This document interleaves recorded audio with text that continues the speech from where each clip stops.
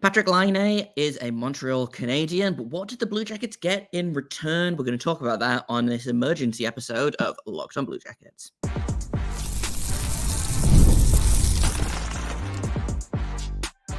You're Locked on Blue Jackets, your daily podcast on the Columbus Blue Jackets, part of the Locked on Podcast Network, your team every day.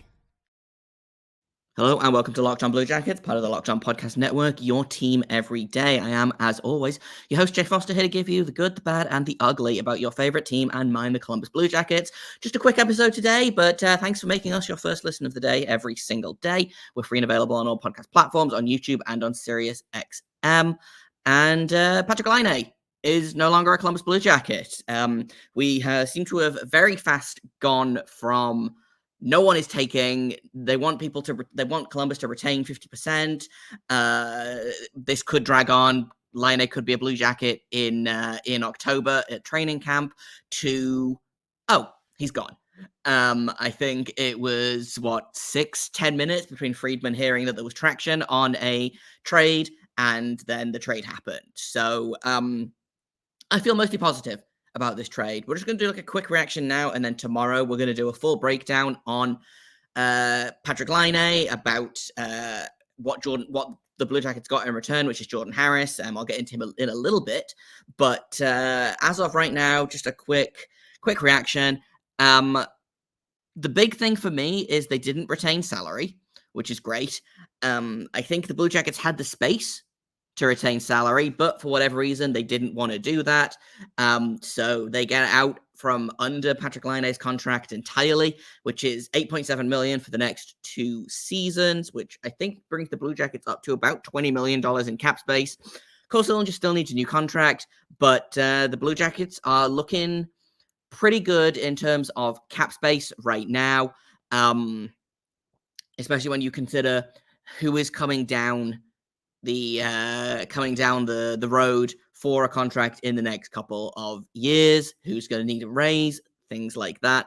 I think it gives them more flexibility with potentially moving Elvis's contract, if that's something that needs to happen, buying him out, whatever.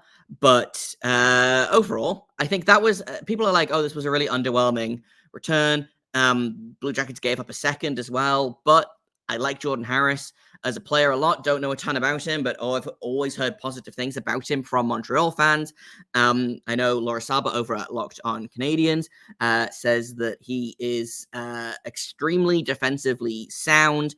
Sebastian High from Locked on NHL Prospects, also a Habs fan, says that he is, quote, the best. Great in interviews, so consistent, the perfect 4-5-6 defenseman, which, that's great. I feel like the Blue Jackets could probably use that. If this feels like Denton Matejchuk is probably going to need some time, I think the position is still his to win, but it fills that gap in the line that was, created when they lost Jake Bean and Adam Boquist.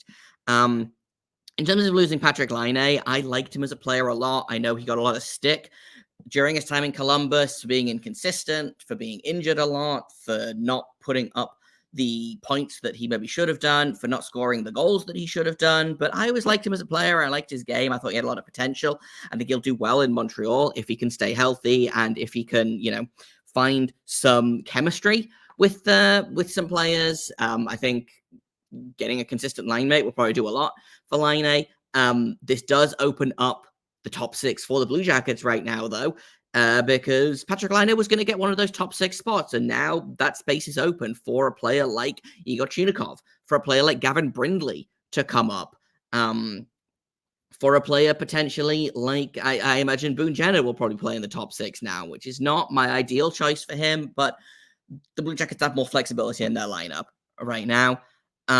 So goodbye, Patrik Laine. I will miss his personality. I will miss his goal scoring. And it's a shame that it kind of had to go this way, but I think it's good that it happened now instead of dragging this out into training camp, dragging it out into the preseason, having him like have to play his way into a trade, and potentially they could have got more value from him there. But the worry is, the worry with a player that publicly wants out is that there was the return was always going to be underwhelming, first off, and the other thing is, how hard is a player that doesn't want to be here really going to play? I don't think that we would have had the Dubois treatment of just fully quitting on the team. The infamous shift against the Tampa Bay Lightning that was his last shift as a Blue Jacket. But I don't know how hard Patrik Laine would have played in October, knowing that he didn't want to be here. They couldn't mend the bridge that burnt last season, so he's gone. I do think he'll have success in Montreal. I hope Jordan Harris has success in Columbus. It sounds like he's going to be one of the fan favorites based on what I've heard from Habs fans.